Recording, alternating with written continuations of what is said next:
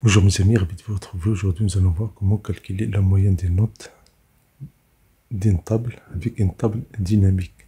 Autrement dit, quand on ajoute des notes à une table, la moyenne va se calculer rapidement et immédiatement. On peut faire ça dans plusieurs tables. Tout d'abord, merci de vous abonner à cette chaîne, merci d'activer la cloche de notification pour ne rater aucune vidéo.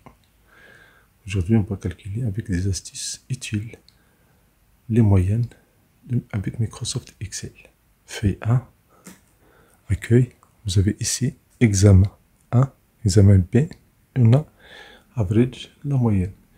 On a ici le score, on a des nombres, et vous voyez ici dans la colonne B et la colonne E, nous avons la moyenne en bas.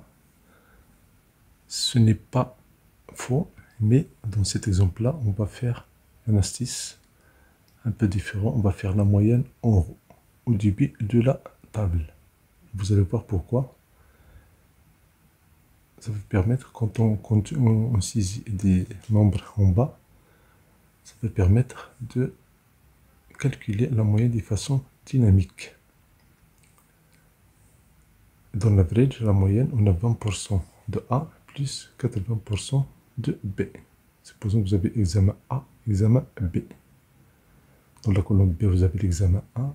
Et dans la colonne E, vous avez les notes de l'examen B. Dans la colonne E.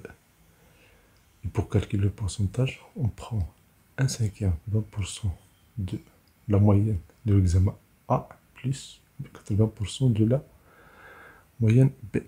Donc ici, on va faire la moyenne de B6 jusqu'à B11. On va changer le nombre des chiffres après la virgule. Je prends juste 2. La même chose ici. On change la taille de colonne si besoin est. Dans la cellule 3. On va changer son remplissage juste pour le visuel de cette vidéo là. Je fais la moyenne, je sélectionne les cellules E6 jusqu'à E11, ça me donne immédiatement 15,50.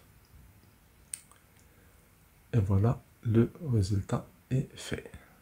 On a calculé déjà la moyenne de l'examen A et puis la moyenne de l'examen B.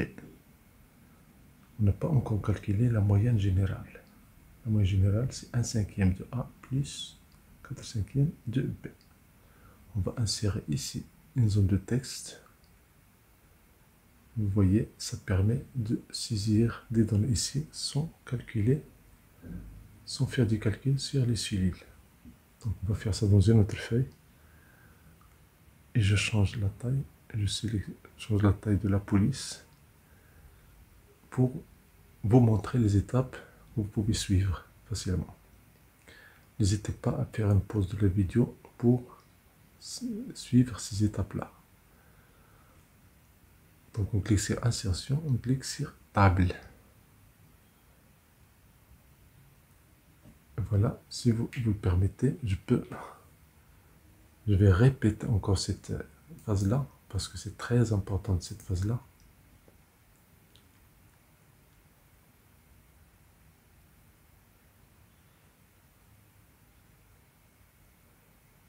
Vous avez ici l'insertion d'une table. Donc vous faites la sélection des cellules bien de la table de B5 jusqu'à B12. Vous faites insertion, table, et vous choisissez mon tableau comporte des en-têtes et vous validez par OK. Vous pouvez changer le style si besoin est. C'est vous qui décidez, pas de problème. Vous choisissez le style convenable. Maintenant, on va changer cette formule-là. On va faire la moyenne dans la cellule A3. Je fais un double-clic et je vais sélectionner les données, bien les cellules C6 jusqu'à C12. Remarquez que immédiatement, le nom de tableau est inséré. J'ai rien inséré, j'ai juste sélectionné les cellules. Je refais moyenne, je sélectionne les cellules B6. Immédiatement, vous avez tableau 1, note, et le résultat est fait. Je fais un double-clic sur accueil pour avoir plus d'espace. Je peux même cacher ces cellules, ces lignes là, ou bien changer leur taille. Attention, ce n'est pas obligatoire, c'est juste pour le visuel de cette vidéo-là, pour que vous compreniez mieux comment ça se fait.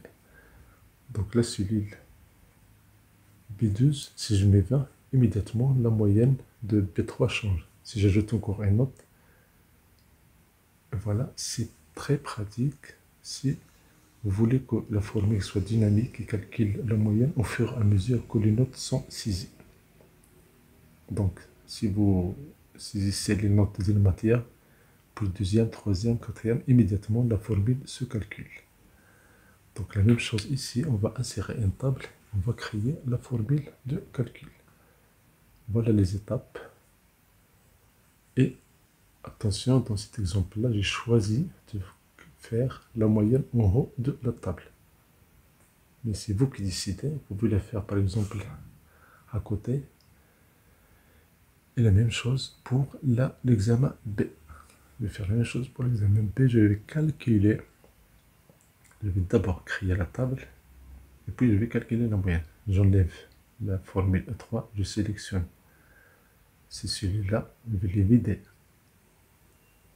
Et puis je vais insérer une table. Insertion, tableau, CTRL L pour raccourci. Puisque j'ai choisi le titre, je coche la table comporte des en-têtes et je fais OK. Bien sûr, le style, vous pouvez le changer à votre gré. Pas de problème.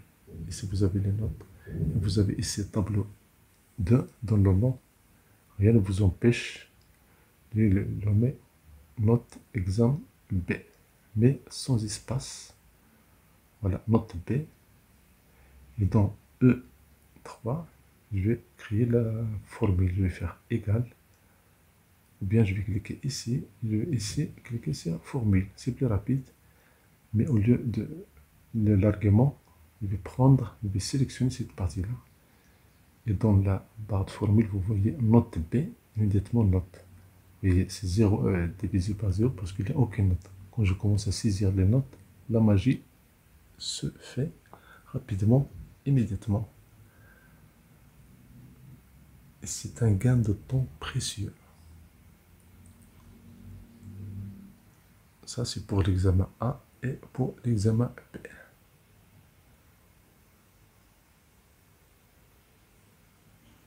Vous pouvez changer le format des nombres, ce n'est pas obligatoire. Mais juste si vous avez des notes qui contiennent des nombres après la virgule, vous pouvez faire ça. Tout ça, c'est pour faciliter la tâche et pour faciliter votre productivité. N'oubliez pas que travailler mieux, travailler plus rapide et fait la différence de votre travail, dans vos études. Maintenant, on va commencer le calcul de la moyenne générale. La moyenne générale, c'est 20% de la moyenne A, puis 80% de la moyenne B. 80% de la moyenne A plus, pardon, 20% de la moyenne A plus 80% de la moyenne B.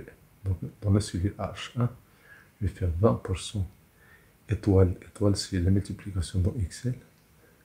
B3 plus 80%. Quand vous faites pourcent, Excel immédiatement fait les calculs du pourcentage fois E3. Et voilà, c'est la moyenne générale 16,6 dans cet exemple-là. Vous pouvez changer le remplissage, vous pouvez changer la couleur de la police d'écriture pour travailler le visuel. Supposons que j'ajoute des notes ici, je continue la saisie. Vous allez voir immédiatement le calcul. Quand j'ajoute des nombres ici en bas, B15 par exemple, et dans E15, la formule se fait d'une façon dynamique. Une astuce très pratique, si vous avez une liste, une grande liste, vous pouvez choisir de garder les titres visibles. Dans affichage, figer les volets et vous choisissez figer les volets. Et voilà, quand vous continuez à saisir les notes, les lignes 3, 1, 2, 3 sont visibles. Immédiatement, vous voyez le résultat. Mais attention, dans H1, on va changer le format des nombres. Parce que parfois, on a besoin juste de nombre après la virgule. Donc, on choisit ici nombre et nombre décimal. Je fais 2 et je valide par OK.